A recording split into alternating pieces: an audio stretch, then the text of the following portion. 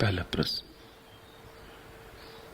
भगवान बुद्ध बार बार कहते हैं कि यही बुद्धों का शासन है। आप भी प्रायः इसी भाषा में बोलते, तो क्या एक बुद्ध सभी बुद्धों की ओर से बोल सकता है? यदि हां, तो अतीत में हुए बुद्धों में मतभेद क्यों रहा? बुद्धत्व का स्वाद एक है। मतभेद दिखता हो तो तुम्हारे कारण दिखता होगा, तुम्हारी व्याख्या के कारण मतभेद निर्मित होता होगा, तुम्हारी समझ विकृति लाती होगी। अन्यथा बुद्धों ने सदा एक ही बात कही है। भाषाएं अलग हैं, क्योंकि युग अलग होते तो भाषा बदल जाती। शब्द भिन्न हैं, लेकिन भाव भिन्न नहीं।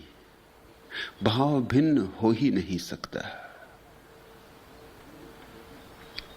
इस मनोदशा से खोजने जाओगे तो अभेद पाओगे। लेकिन लोगों को सिखाया गया है कि भेद है। भेद ही नहीं, विपरीतता है। जैन घर में पैदा हुए तो महावीर और बुद्ध में भेद है। महावीर ठीक, बुद्ध गलत। बुद्ध घर में पैदा हुए तो बुद्ध ठीक, महावीर गलत, कृष्ण गलत। हिंदू घर में पैदा हुए तो मोहम्मद गलत, क्राइस्ट गलत। ठीक बताने के पहले गलत पकड़ा दिया जाता है। ठीक को समझाने के लिए गलत का उपयोग किया जाता है। और एक को जब तुमने जोर से पकड़ लिया और सबके विपरीत है ऐसी धारणा बना ली, तो फिर यह धारणा तुम्हारे जीवन भर तुम्हारी आंखों को धोखा देती रहेगी। इन धारणाओं के कारण भेद दिखाई पड़ता है, अन्यथा जरा भी भेद नहीं। भेद हो ही नहीं सकता। भेद का उपाय नहीं। जहां सारे अंतर के कलुष गिर गए, जहां सारे विचार शांत हो गए, जहां व्यक्ति मन से मुक्त हो गया, वहां कैसा भेद? यह हो सकता है कि महावीर ने किसी एक बात पे जोर दिया, बुद्ध ने किसी दूसरी बात पे जोर दिया। यह भी इसलिए हुआ कि जो सुनने वाले थे उनकी क्षमता, उनकी पात्रता, उनकी संभावना, इस सब को देख के बात कही गई। लेकिन सत्य के संबंध में रत्ती भर भी भेद नहीं हो सकता। फिर सत्य के संबंध में सारे बुद्ध मौन हैं, भेद होगा भी कैसे? प्रक्रियाओं में भेद हो सकता है। कोई कहता है बैलगाड़ी से जाओ, कोई कहता है रेलगाड़ी से जाओ, कोई कहता है हवाई जहाज से चले जाओ। ये प्रक्रियाओं में भेद हो सकता है, लेकिन जहां पहुंचना है, जो मंजिल है, वहां तो बैलगाड़ी भी छूट जाएगी, हवाई जहाज भी छूट जाएगा, रेलगाड़ी भी छूट जाएगी। मंजिल पे पहुंच के तो वाहन छूट जाएंगे, मन ही छूट जाएगा, सब दर्शन छूट जाएंगे, सब दृष्टियां छूट जाएंगी।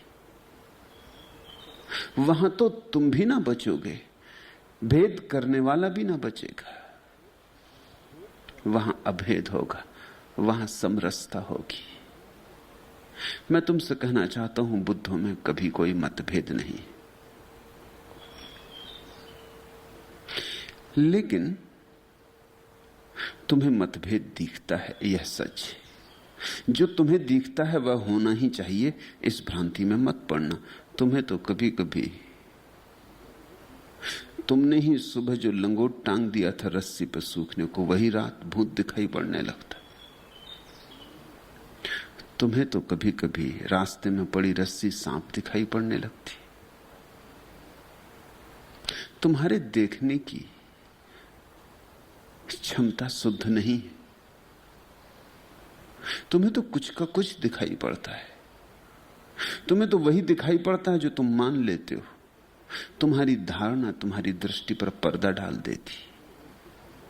तुम्हें तो क्षुद्र बातों में भूल हो जाती। तो इन विराट, इन असीम सत्यों के संबंध में अगर तुमसे भूल हो जाए तो कुछ आश्चर्यजनक नहीं। मैं ये भी नहीं कह रहा कि तुम मान लो कि भेद नहीं। तुमने ये मान लिया तो फिर तुमसे दूसरी भूलें होनी शुरू हो जाएंगी। तब तुम अभेद को देखने की कोशिश करने लगोगे, और कहीं भेद भी होगा, प्रक्रियाओं में भेद होगा, विधियों में भेद होगा, तो तुम वहां भी अभेद देखने की कोशिश करने लगोगे। वचनों में भेद होगा, शब्दों में भेद होगा, कहने की अभिव्यक्तियां भिन्न होंगी। कोई बुद्ध गा के कहता, कोई बुद्ध बिना गाए कहता, कोई बुद्ध चुप रह के कहता, कोई बोल के कहता। अगर तुमने अभेद देखने की चेष्टा शुरू कर दी तो भी गलती हो जाएगी। तुम तो जो करोगे गलत होगा। तुम मिटो तब जो होता है वही सही है। तुम जाओ, विदा हो जाओ, तुम बीच में ना आओ, तब जो होता है वही सही है। तो तुमसे मैं ये नहीं कह रहा हूं कि सैद्धांतिक रूप से तुम मान लो कि कोई भेद नहीं। तो कुरान में भी वही लिखा है जो वेद में, और धम्म पद में भी वही लिखा जो बाइबल में। ऐसा नहीं कह रहा हूं तुमसे। मैं तुमसे यह कह रहा हूं कि तुम्हारा मन जब तक है तब तक तुम भेद देखो तो गलती, अभेद देखो तो गलती। मन से सत्य को जानने का कोई द्वार ही नहीं। मन के पार उठो, सोचने के पार चलो, विचार से मुक्त हो जाओ। निर्विचार में तुम्हें दिखाई पड़ेगा अभेद। लेकिन ख्याल रखना, अभेद का मतलब यह नहीं है कि तुम एक एक शब्द बुद्ध ने वही कहा है जो महावीर ने कहा है। सार तत्व एक है।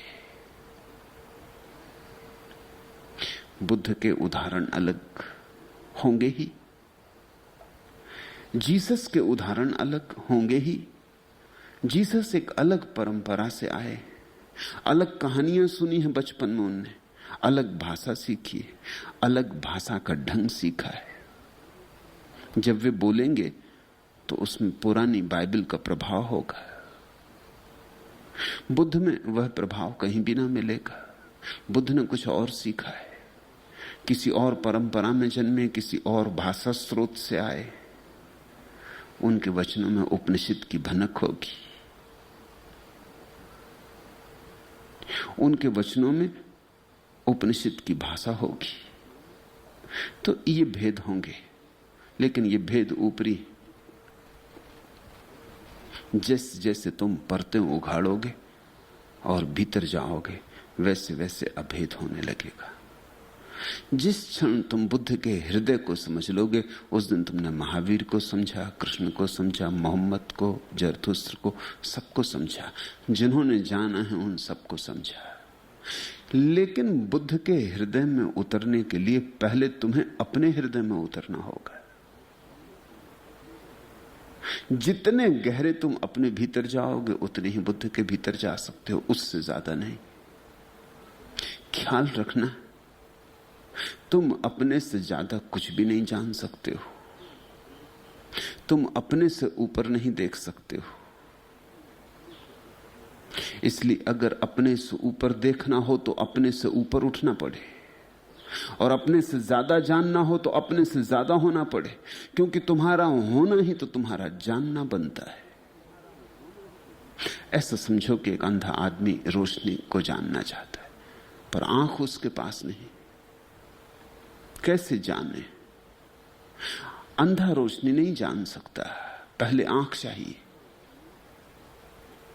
पश्चिम के एक बुद्ध पुरुष प्लोतिनस ने कहा है, तुम वही देख सकते हो जो तुम्हारे भीतर मौजूद हो, उससे अन्यथा नहीं। सूरज मौजूद है आंख में तुम्हारी, इसलिए तुम सूरज को देख सकते हो। आंख सूरज का हिस्सा है, रोशनी से बनी, इसलिए रोशनी को देख सकते हो। और कान ध्वनि से निर्मित है, इसलिए ध्वनि को सुन सकते हो। कान नहीं है जिसके पास जो बहरा है, फिर तुम कितने ही बड़े कलाविद लाओ, बड़े बड़े संगीतज्ञ लाओ, कुछ भी ना होगा। बहरे को कुछ सुनाई ना पड़ेगा। और हो सकता है बहरा मानता हो कि जब मुझे नहीं सुनाई पड़ता तो ध्वनि हो ही नहीं सकती, और अंधा मानता हो कि जब मुझे नहीं दिखाई पड़ता तो रोशनी हो कैसे सकती। सूरज नहीं, चांद नहीं, तारे नहीं, तुम जानते हो कि हैं, लेकिन तुम्हारे पास आंख है। तुम्हारे पास भी आंख ना होती तो तुम भी ना जानते। ऐसे ही बुद्धत्व को देखने की भी आंख होती, उसी आंख को तो तीसरा नेत्र कहा है। जब तुम्हारे पास वो तीसरा नेत्र होगा तब तुम बुद्ध को पहचानोगे। बुद्ध को पहचाना तो समस्त बुद्धों को पहचाना। एक सदगुरु को जान लिया, एक सदगुरु का स्वाद ले लिया तो समस्त गुरुओं का स्वाद आ गया। बुद्ध ने कहा सागर को कहीं से भी चखो खारा, ऐसे ही बुद्ध पुरुष है, कहीं से भी चखो एक ही स्वाद है उनका। इस घाट उस घाट, इस किनारे उस किनारे, कहां से तुम सागर को चखते हो कुछ भेद नहीं पड़ता। लेकिन आंख वालों के पीछे अंधों की जमातें। आंख वाले कुछ कहते हैं, अंधे कुछ समझते हैं। आंख वाले कुछ कहते हैं, अंधे कुछ पकड़ते हैं। सुंदर परमात्मा के गीत गाने वालों के पीछे बहरों की जमातें। हिंदू हैं, मुसलमान हैं, ईसाई हैं, जैन हैं, बौद्ध, ये अंधे और बहरों की जमातें। ये कुछ का कुछ पकड़ते, ये कुछ का कुछ समझते, और इनकी भीड़ है। यही प्रतिपादक है, यही हकदार हो जाते, इनकी ही व्याख्या स्वीकृत होने लगती। बुद्ध तो बुद्धुओं के हाथ में पड़ जाते। फिर जो अर्थ होता है वो अनर्थ है, अर्थ नहीं। फिर भेद हो जाते, फिर बड़े भेद मालूम पड़ते। जहां जरा भी भेद नहीं वहां इतनी दीवारें खड़ी हो जाती। ये भेद सांप्रदायिक है, धर्म में कोई भेद नहीं। धर्म एक है, संप्रदाय अनेक है। और जिसको धर्म दिख जाएगा वो संप्रदाय से मुक्त हो जाता है। लेकिन कैसे तुम्हें दिखे?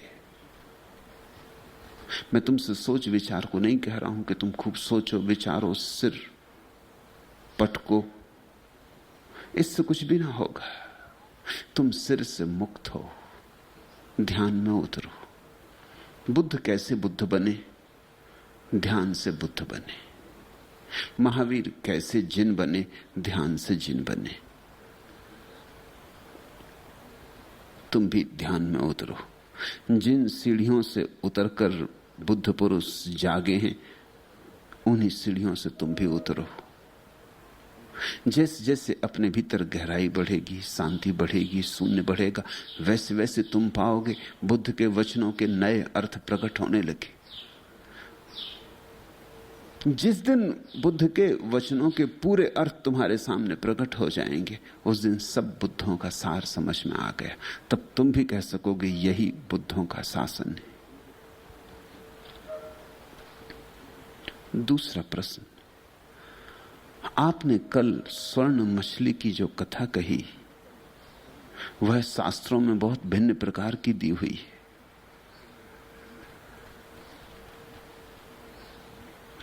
मैं चश्मदीद गवाह हूं, तुम शास्त्र में बदल लो। मेरी अर्ज शास्त्र में सुधार कर लो।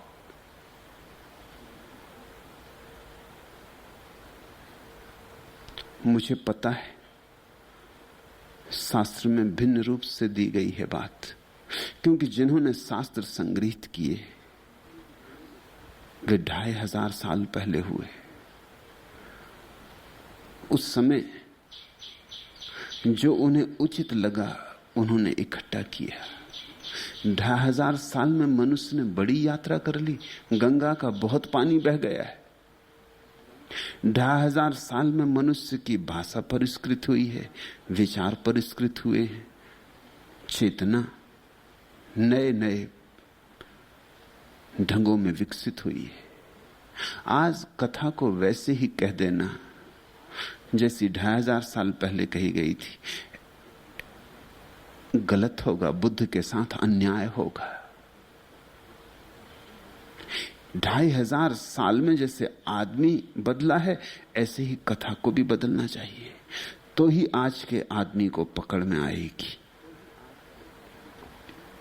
2,500 साल पहले जो कथा लिखी गई थी वो तो ऐसा है जैसे खदान से निकाला गया अनगढ़ हीरा।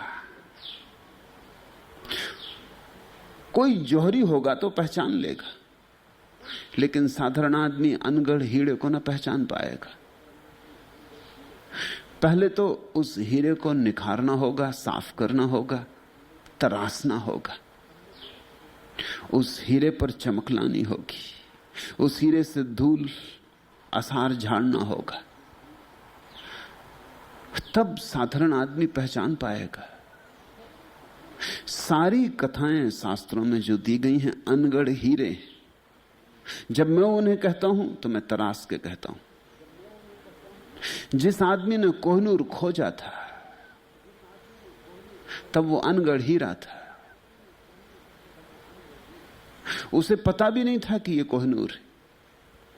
बहुत दिन तक तो उसके बच्चे उससे खेलते रहे, मिल गया था पड़ा हुआ नदी के किनारे, उसका खेत था नदी के किनारे, नदी उसके खेत से होकर बहती थी, रेत में पड़ा मिल गया था। ये चमकदार पत्थर लगा, सुंदर रंगीन पत्थर लगा, वो उठा लाया था बच्चों के खेलने के लिए। शायद तुमने कहानी ना सुनी हो, कहानी बड़ी अद्भुत है, कैसे गोलकुंडा खोजा गया। ये पहला हीरा था जो गोलकुंडा में मिला। एक रात एक सन्यासी इस आदमी के घर में मेहमान हुआ और उस सन्यासी ने कहा कि तू कब तक इस उबड़ खाबड़ जमीन में, कम उपजाऊ जमीन में मेहनत करता रहेगा। मैं ऐसी जमीनें जानता हूं जो सोना उगलती, मैं ऐसी जमीनें जानता हूं जो हीरे उगलती। वो तो प्रतीक की भाषा बोल रहा था, वो तो ये कह रहा था कि बड़ी उपजाऊ जमीन मैं जानता हूं, लेकिन उस रात किसान सो ना सका। सपने आने लगे उसे कि फिर मैं भी इस जमीन को बेच बाच के ऐसी जमीन खोजूं जो हीरा उगलती है, सोना उगलती। तो जमीन को उसने बेच दिया और गया खोज में ऐसी जमीन जहां हीरे उगले जाते। वो हीरों की खोज में भटकता रहा, उसके सब पैसे खत्म हो गए। कहीं ऐसी कोई जमीन न मिली जो हीरे उगलती हो। हीरे की पहचान ही नहीं थी। मीरा ने कहा ना, जौहरी होना चाहिए, जौहरी की गति जौहरी जाने, घायल की गति घायल जाने। जिस खेत को छोड़ आया है उसमें हीरा मिला था, वो उसके बच्चे खेलते थे और संसार का सबसे बड़ा हीरा साबित हुआ। और वो तलाश में घूम रहा था ऐसी जमीन की जहां हीरे उगले जाते हो। सब पैसे खत्म हो गए, जो जमीन बेच दी थी वो सब फिजूल चली गई। थका हारा बर्बाद होकर घर वापस लौटा। लेकिन इन हीरों की तलाश में कई जौहरियों से मिलना हो गया था। रास्ते में, मार्ग में हीरे खोजता फिरता था तो जौहरियों से भी बात करनी पड़ी। जब तुम परमात्मा को खोजने निकलोगे तो सद्गुरु भी मिल ही जाएंगे, साध संग भी होगा, क्योंकि परमात्मा को खोजोगे कहां। जब आदमी हीरा खोजता है तो जौहरियों से पूछेगा। तो धीरे धीरे थोड़ी हीरे की परख भी आ गई। घर लौट के आया, बच्चे हीरे से खेल रहे थे, वो तो नाचने लगा, वो तो पागल हो गया। उसने कहा हद हो गई, ये पत्थर तो मैं ही लाया था वर्षों पहले। वो पत्थर बिका, आज वही दुनिया का सबसे बड़ा हीरा है। फिर उसने लाख कोशिश की कि उसका खेत उसे वापस मिल जाए, फिर उसे वापस नहीं मिल सका, क्योंकि खबर उड़ गई कि वहां हीरे। वहीं गोलकुंडा की पहली खदान बनी, जहां से संसार के श्रेष्ठतम हीरे निकले। वो एक किसान ने बेच दी थी हीरों की तलाश में। अंधा आदमी और क्या करे, मगर उस एक हीरे से ही इतना मिल गया कि जन्मों जन्मों तक नहीं चुका होगा, कई पीढ़ियां प्रसन्नता से जी ली होंगी। उस हीरे का जितना वजन था, आज जो कोहिनूर हीरा है उसका वजन सिर्फ 1/3 बचा है, लेकिन कीमत करोड़ों गुना ज्यादा हो गई। बात क्या हुई? उसको बार बार निखारा गया है, बार बार तरासा गया है। तरासते तरासते उसका वजन तो कम हो गया, लेकिन उसका सौंदर्य बहुत बढ़ गया है। ऐसे ही शास्त्र हैं, उन्हें बार बार तरासना होता है। उनमें कचरा कूड़ा इकट्ठा हो जाता है, उसे अलग कर देना होता है। समय धूल जमा जाता है, धूल झाड़नी होती। फिर 2500 साल में मनुष्य ने जो परिष्कार किया है, वो परिष्कार शास्त्रों में भी होना चाहिए, नहीं तो शास्त्र पीछे पड़ जाते। यही तो कारण है लोगों की शास्त्रों में श्रद्धा उठ गई, क्योंकि कोई इतनी हिम्मत नहीं करता कि शास्त्रों को तराश से।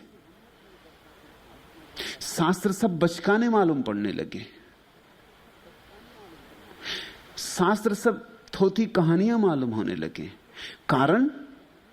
कारण इतना ही है कि 2500 साल या 5000 साल पहले जो किताब लिखी गई थी, वो आज के आदमी से बहुत दूर पड़ गई है। उससे कोई संबंध नहीं रहा, उसमें और आदमी के बीच कोई सेतु नहीं रहा। अब 2 ही उपाय हैं, या तो आदमी को 5000 साल पीछे ले चलो तब वो शास्त्र को समझे, या शास्त्र को 5000 साल आगे लाओ तो आदमी शास्त्र को समझे। आदमी को तो पीछे ले जाया नहीं जा सकता, ले जाने की जरूरत भी नहीं, ले जाना हितकर भी नहीं होगा। पहले तो जा ही नहीं सकता कोई पीछे। अब जो बच्चा जवान हो गया, उसको बच्चा कैसे बनाओगे? और जब तक वो बच्चा ना हो जाए वापस, तब तक खिलौनों से खेलेगा नहीं। वो जो खिलौने बड़े सार्थक थे, वो बचपन में सार्थक थे, अब व्यर्थ हो गए।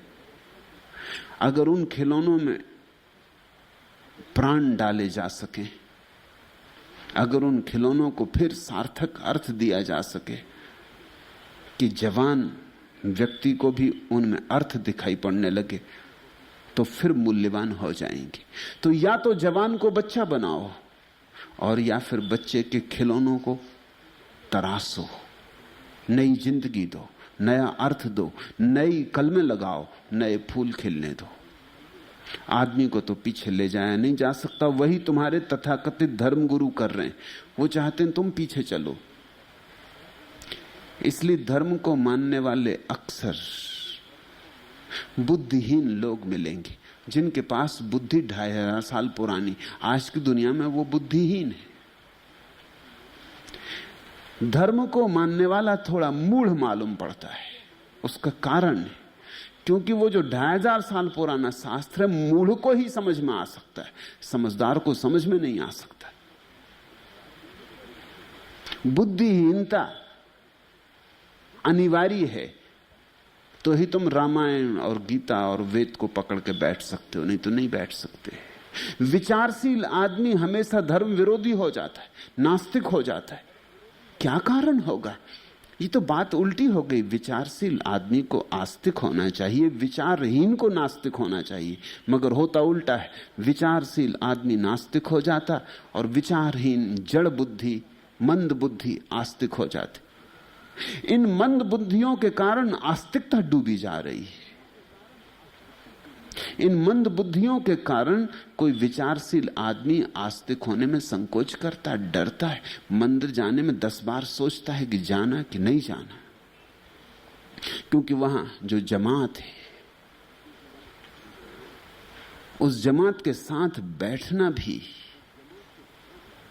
अपमानजनक मालूम पड़ता है।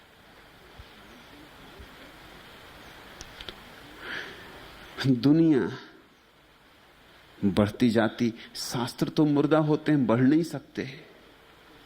बार बार चाहिए कोई जो शास्त्रों को फिर पुनरुज्जीवित करे, फिर खींच के समसामयिक बना दे, जब शास्त्र समसामयिक हो जाता है तो विचारशील आदमी को समझ में आता है। वही मैं कर रहा हूं। कहानी से मुझे लेना देना नहीं है, उसमें से कुछ छूट जाए मुझे फिक्र नहीं है, उसमें कुछ नया जोड़ना पड़े फिक्र नहीं, उसकी आत्मा फिर से प्रज्वलित हो जाए, फिर रोशन हो जाए। और मैं तुमसे कह दूं कि मैं चश्मदीद गवाह हूं।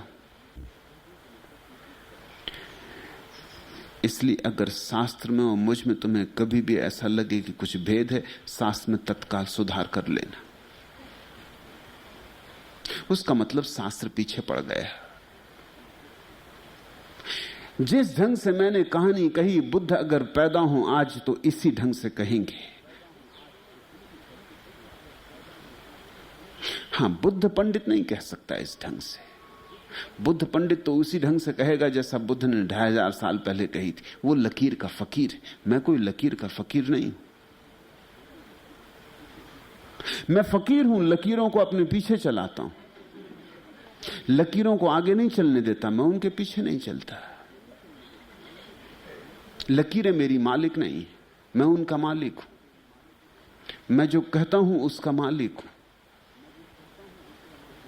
मैं कहता ही तब हूं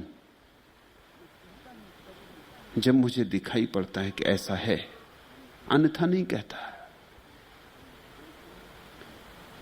कहानी में मैंने बहुत बदलाहट की, बहुत परिष्कार किया है, खूब निखारा है, तरासा है, उसको मनोवैज्ञानिक अर्थ दिया है ऐतिहासिक की जगह। इतिहास में क्या रखा? जो कुछ है मन के ही परतों में छिपा है। ऐतिहासिक अर्थ देने का मतलब होता है सिर्फ बुद्धिहीनों को समझ में आएगा, सिर्फ बुद्धू राजी होंगे। तो धर्म का पतन होता है इस तरह। ध्यान रखना, श्रद्धा का अर्थ तर्क का अभाव नहीं होता। श्रद्धा का अर्थ होता है तर्कातीत दशा, तर्क के पार निकल गई दशा। श्रद्धा तर्क से नीची नहीं है, श्रद्धा तर्क से ऊपर है। मगर तर्क जो